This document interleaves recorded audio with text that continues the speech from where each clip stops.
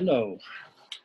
I put a couple of this for the comments on the PowerPoints. The first one deals with language acquisition theories.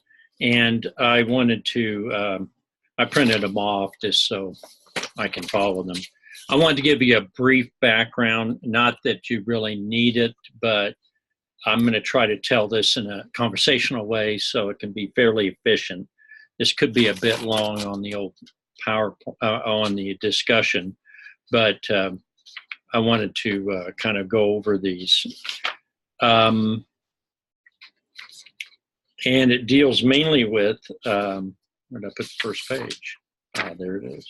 Okay, how first and second languages are acquired. And acquired is different than learning. Learning is more overt. Learning is what you did with Spanish in high school. You memorized vocabulary, you went over patterns, you had some practice, and you may have had some conversational success. You may not have. And the reason I want to talk about this is because attitudes about how languages are learned or acquired impact the way they're taught. People don't often want to deal with this. You know, they just say, no, we're just going to learn Spanish, you know, same thing. I said, no, it's not the same thing. It's all quite different. Remember that acquired and learn are two different terms. And I talked about the learning. The acquiring is, I would say, one example, not all inclusive of all possibilities. Acquiring is how you learned your first language. I would say all of you are pretty much fluent speakers of English or of another language that was your first language. And the reason you are is because you grew up with endless opportunities to listen to the language, to interact in the language, et cetera, et cetera. So you acquired it. Even as an adult, adults can acquire languages. People think they can't, but they can. And that would be, if I were to go to France now or Germany and live in a household, I would start out very rough, but I would eventually pick up a lot of words. It would take me a while. I wouldn't be like a child with a sense of play and delight at all the little languages, and no one would baby me and talk to me like a baby. So I would have to kind of go through the school of hard knocks learning it, but I would acquire the language. I'd probably do a combination of learning and acquiring. A little bit, this is kind of an old PowerPoint, but I chopped up parts of it, make it shorter.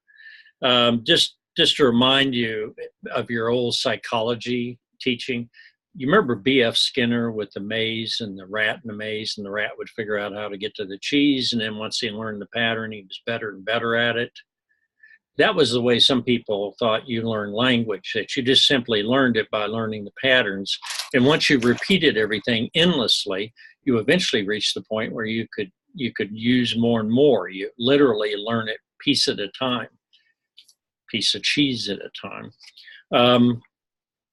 And then later on, there was another theory, and that's B.F. Skinner. I don't buy that at all. But then later there were other theories, even the old one was a nativist or functionalist, which you learn the language by living or being immersed in it.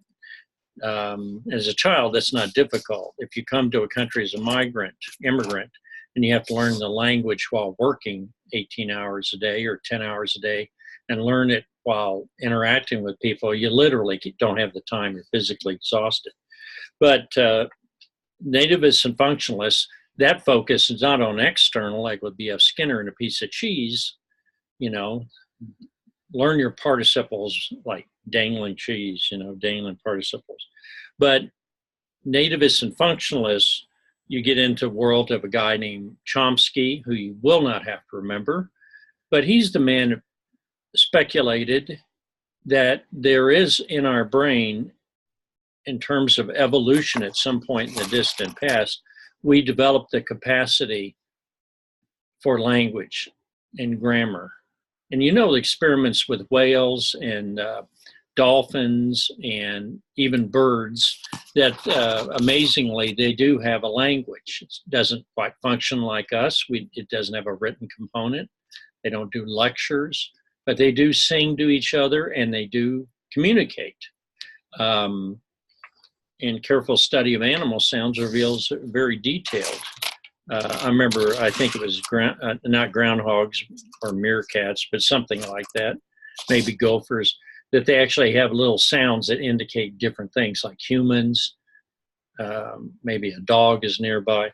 So language is so rich, and if you want to look at that, you can go and explore on the internet. The behaviorist theory of B.F. Skinner is that we start as a blank slate, and things are fed into us, and that's how we learn language. But that theory kind of fell apart because we didn't learn everything. We know one shortcoming of that theory is that I can produce a sentence that nobody in the history of the world has ever stated before. I could be almost sure. And certainly I've never heard it. You know, George Carlin used to have a joke. He used to say, "Please saw my legs off."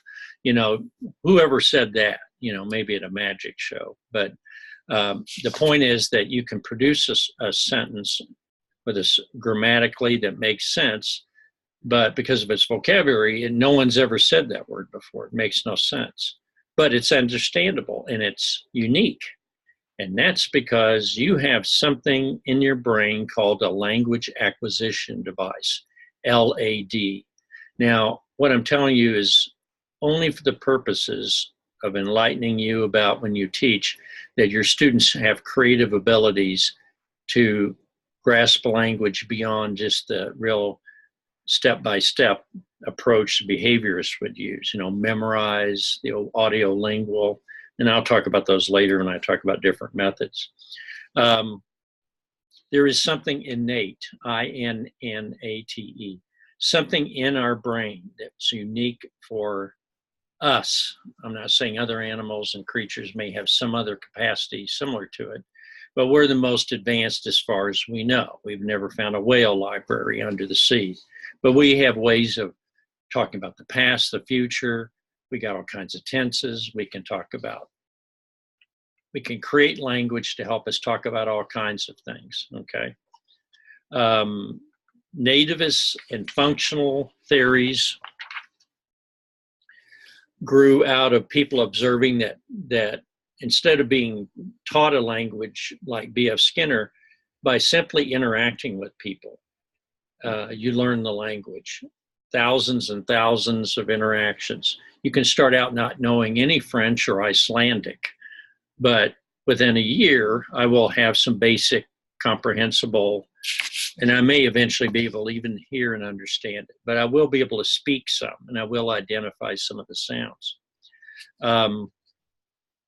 So the theories come down to this, and they go on for several frames on here, but the theories come down to this. You either believe language is simply taught piece by piece, and we have to memorize each little piece, which I absolutely do not believe, and I hope you never teach that way.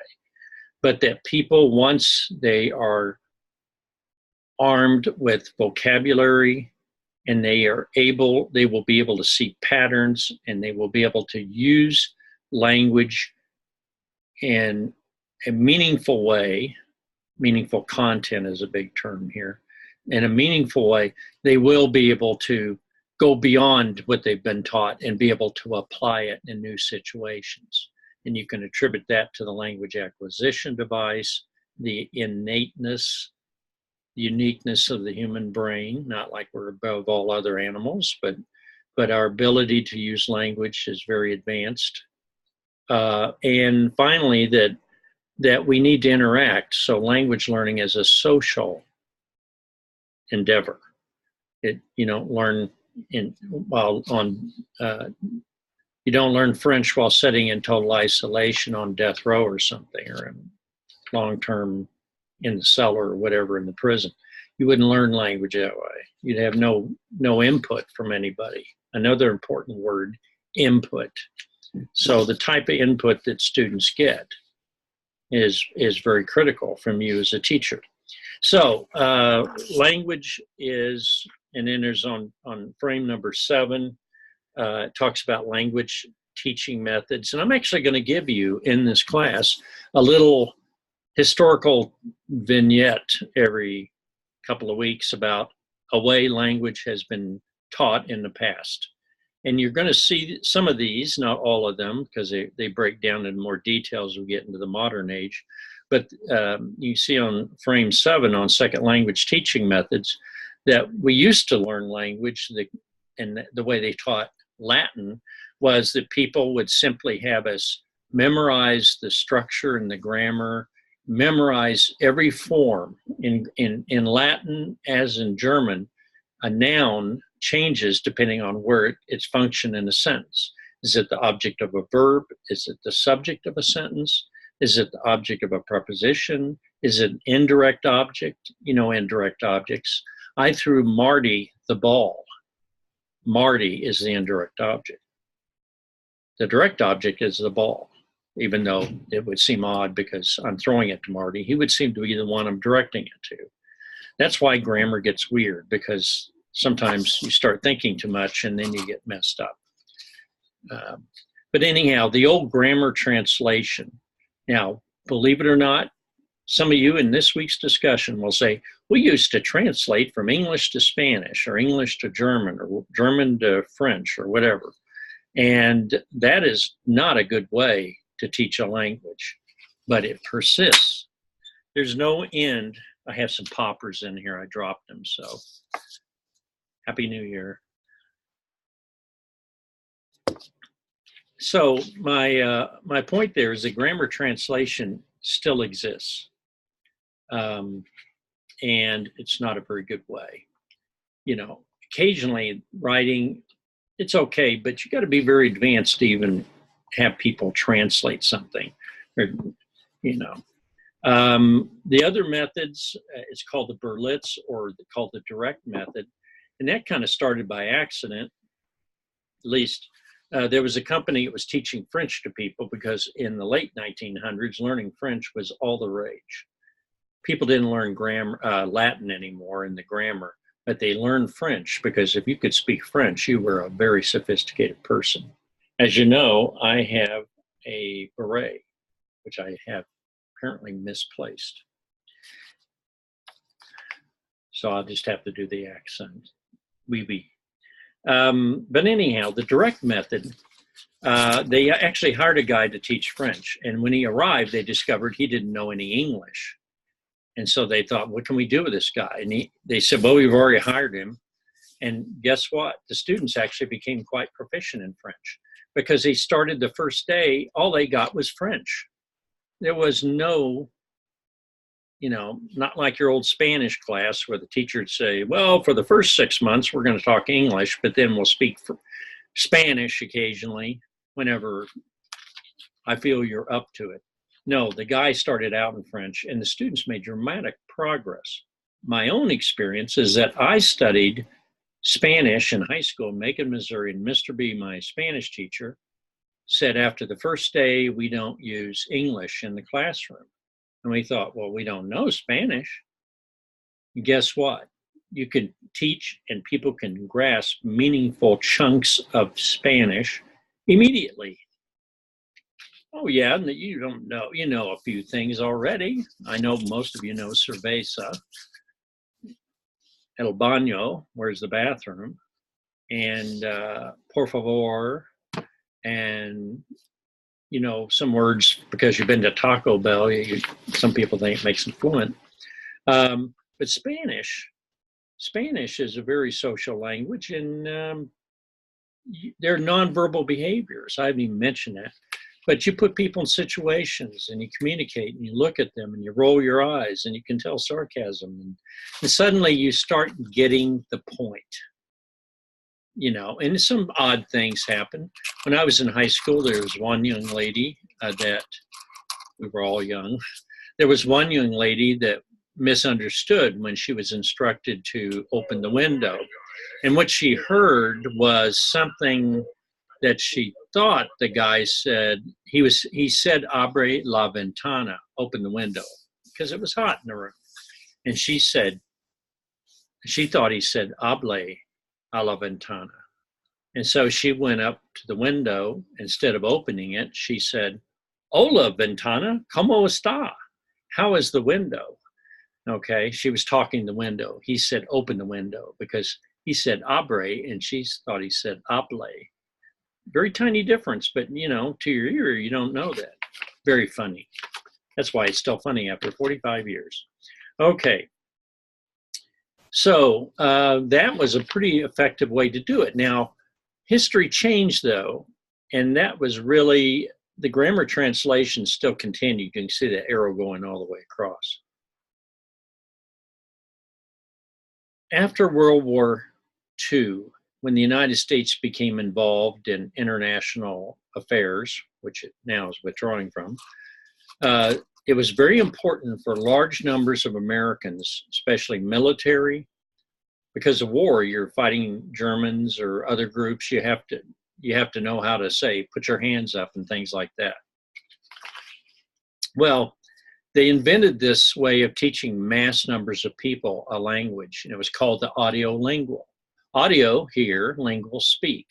And what it was is they used to have these language labs, and they used to drill you. Drill, drill, drill. Here was the drill. Unfortunately, it wasn't marching. That would burn up calories. But they would say things like, ¿Dónde está su lápiz? Where is your pencil? And then you would answer, you'd be practicing this pattern. You'd say, mi lápiz, my pencil, está en el escritorio. It's in the desk. And you'd practice that. And then they'd come up with another pattern. ¿Dónde está su lápiz? And they'd put it somewhere else, and they say, mi lápiz está in mi libro, in my book. And then you'd have this pattern, and then it's kind of mindless. It drives me nuts, but I used to watch this, and people taught English. Here's the key about this.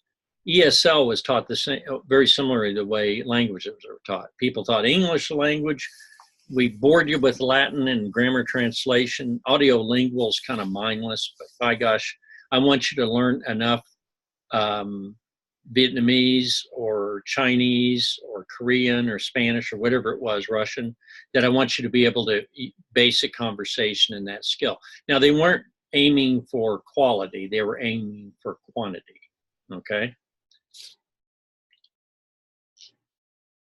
So what we have there is that that was a very popular, and there were huge amounts of money spent on tape machines and earphones, and everybody had an earphone on. And you can see what the shortcomings of that were. It's artificial.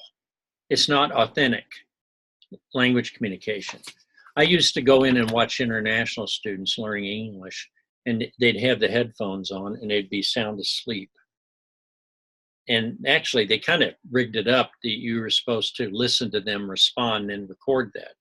Now, that really was a horrible job. You can imagine drilling people to learn English, and they made sentences that would never be spoken in normal conversation. Where is your pencil? What color is your pencil? Have you lost your pencil? You know, and so there would be all these patterns, and the pattern was well established. Problem is your vocabulary was always the pencil. How many conversations do you have about pencil? Authenticity, another important concept. And then in the 70s and 80s, about the time I started in ESL, they came up with the idea of communicative competence. What does that mean? Real, authentic communication. And that would go for reading, writing, as well as listening and speaking. So the hunt was on to have conversations that would help you become conversant. You remember your old Spanish class and you went down to Cancun after you'd been in Spanish for 3 years, and all you could do is ask for a beer and where the bathroom is and la playa, donde está playa. I mean, if you have to ask where the beach is in Cancun, you really are pretty drunk. Okay, now there's something here talks on frame 8, talks about what we now know. I've already talked about the LAD, language acquisition device. Language is innate. Here's an important concept. Making mistakes is okay because that's how we learn to speak English in the first place, or our first language. Children make errors. We don't spank them because they don't know the plural yet. Children learn language in meaningful and positive situations, not in your high school Spanish class where it may have been torture. Children understand more than they can say. And when you listen to the video on Mrs. Amin's language lesson that I put up, if you listen to her speaking in the first language she uses, and I'll tell you later what that language is, you can actually hear vocabulary that you can recognize, even though she's speaking in a language that's from the Middle East area. Emphasis on area. It's not Arabic, I'll just tell you that. But you understand more than you can say. And if you listen carefully, you'll hear things. And it takes a long time to be fluent in a language, by the way. Don't ever underestimate that. Fluency does not occur in a Spanish class. It only begins to occur slightly if you spend about 3 to 5 months in Central America or in Israel or Spain or whatever language you want to study. You have to be there for several months.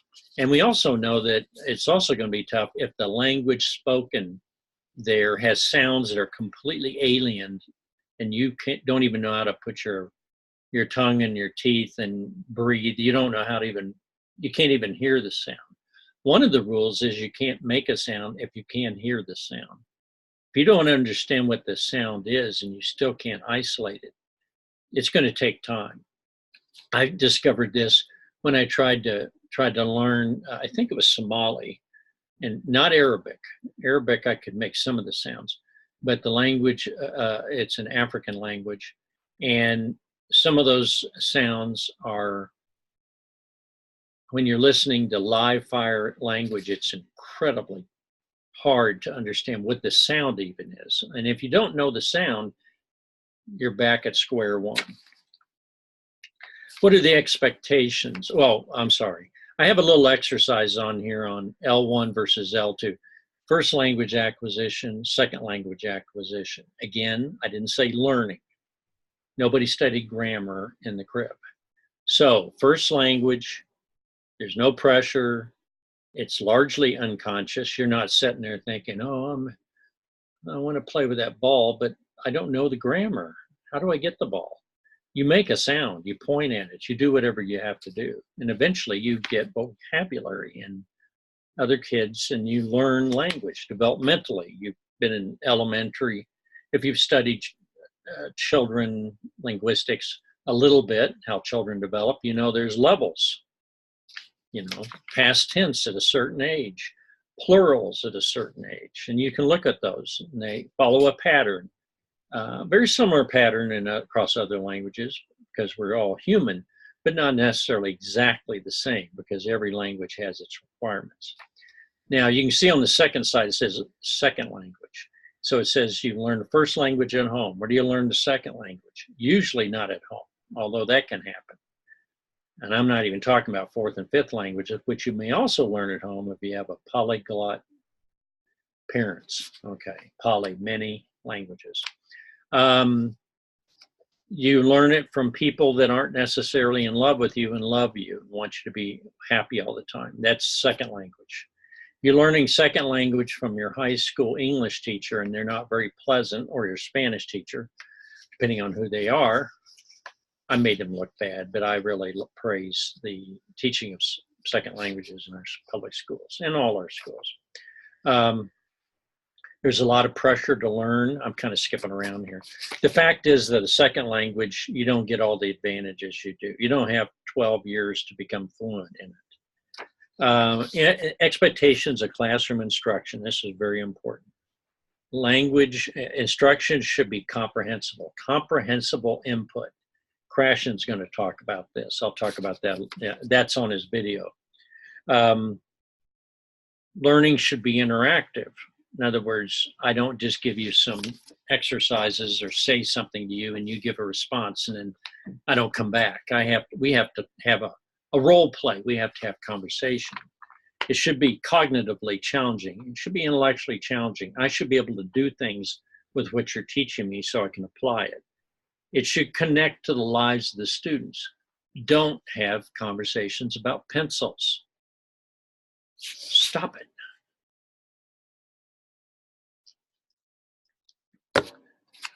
Instruction should develop language and literacy across the curriculum. You cannot teach language in isolation from the culture or from the stuff that the student needs to learn.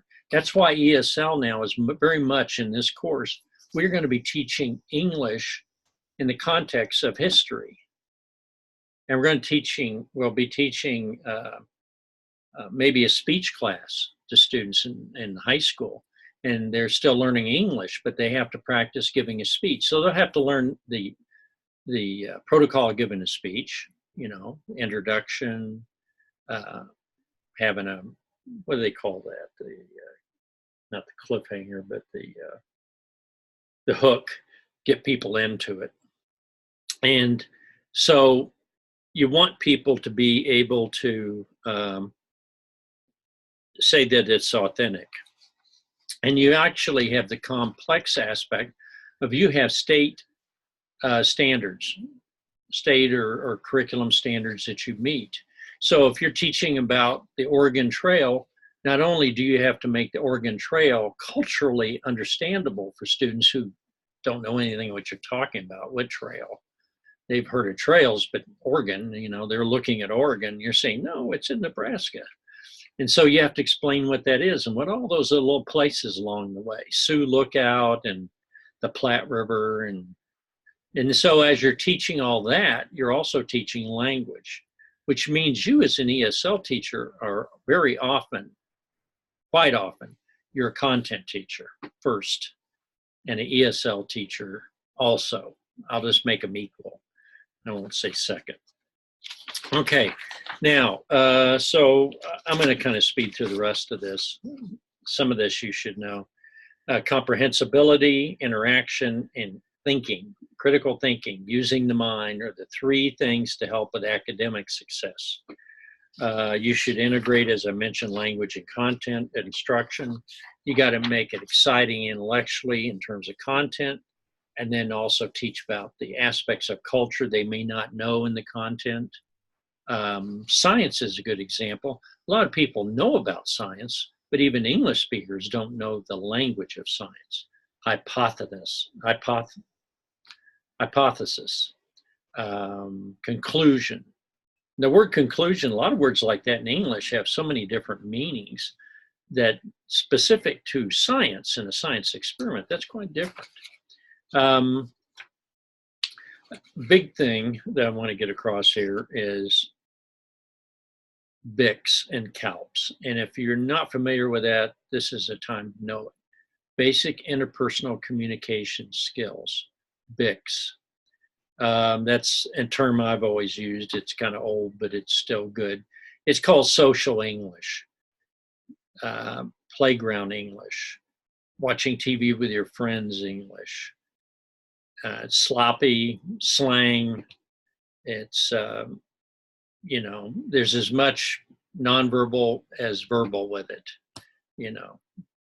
Somebody says something, your reply is to throw a stick at them or something. Well, that communicates.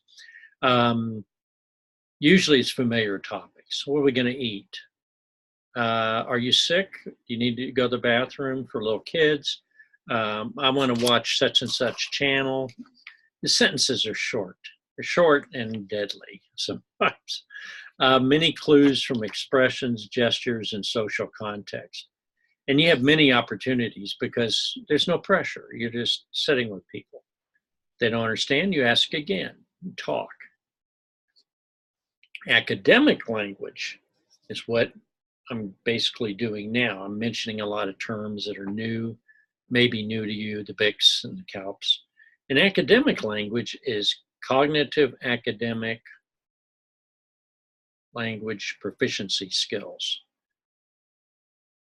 Yeah, it's language, not linguistic. And I just say CALPS. That's school language. What is school language? Well, if you think about computers, it's kind of like computers.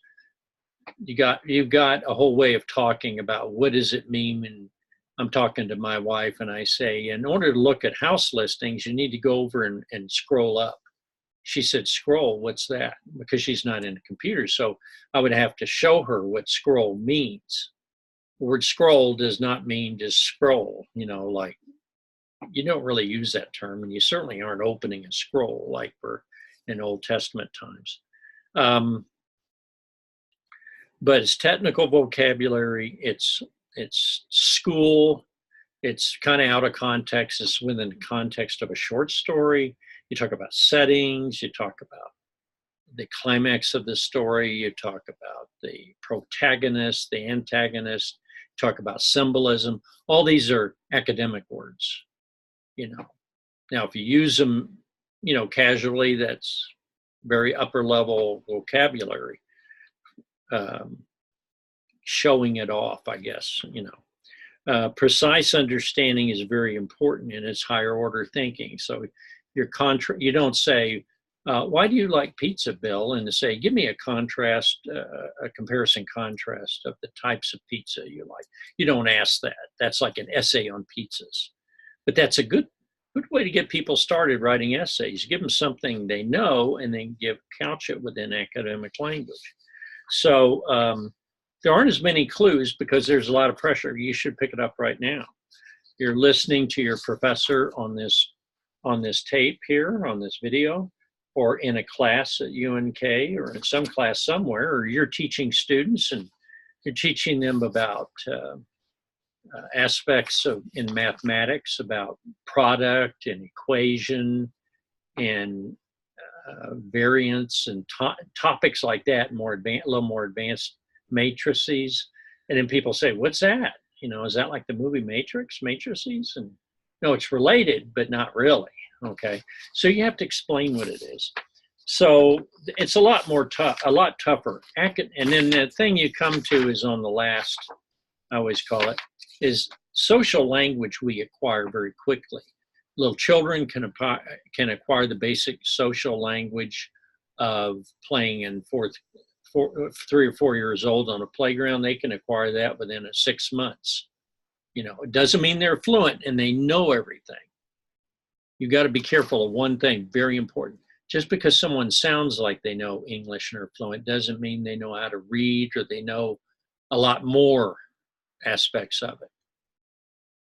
You reach a false conclusion. Someone sounds native because they have a good accent or something, and you assume they can speak the language. I know of several cases of people that left their home when they were 8 or 9 years old, and then they went back with their parents to visit, and they still had the vocabulary of an 8 or 9-year-old in their native language. And then when they had to meet with a government official, they didn't have any idea. The government official says, yes, you'll have to show me your papers. You'll have to show me your documentation. I'll need this, this, and this. And the person had never heard those words in their language because their parents never talked that way. So they didn't know academics spoke in English or government spoke in English, whatever. So you got to realize social language is acquired, BICS is acquired fairly quickly. Even I could acquire basic social, I wouldn't say Chinese, but basic social German with some effort. I should, within 2 years, be somewhat fluent, being able to ask where the train is and what time. And I would learn that stuff if I had to go to Germany and learn German to function. Maybe 2 years, I could be fairly good. Child would go way faster.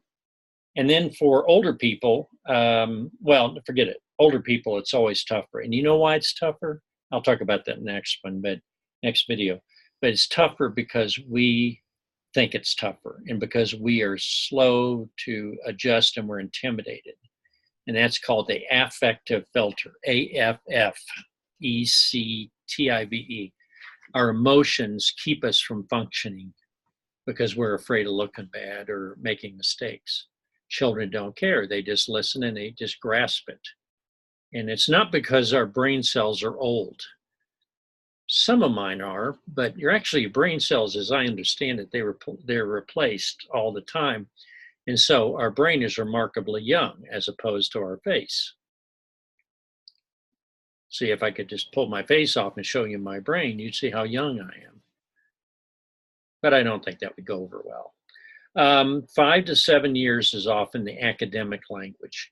And that means if you start out as an 8th grader learning English, even if you have if you have the academic background in your first language, then you're in pretty good shape.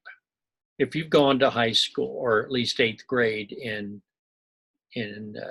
Cuba and you come to the United States and you know about reading and writing, you know about conclusions, you know how to read a science book, then you just struggle with the patterns and with the vocabulary, finding equal vocabulary because it's not different.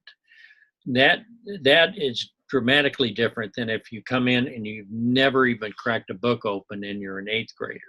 You have to learn to read in a second language. A lot of us would like you to learn to read in your first language. But the fact is that you've missed that opportunity, and it takes tremendous energy and desire to be academically successful enough to leave high school and go to college if you start out with no academic background and you're in 8th grade. It's almost hopeless, but I wouldn't say it's hopeless because humans are incredibly creative creatures, and the will and the desire and the encouragement makes the difference. Okay, I hope I've given you a basic background on that. I just wanted to give you my 2 cents or 29 cents there. I'm going to shut this down, and hopefully this will copy, and I will put it up, and you'll have it to look at as a resource. I will not give you a test over this.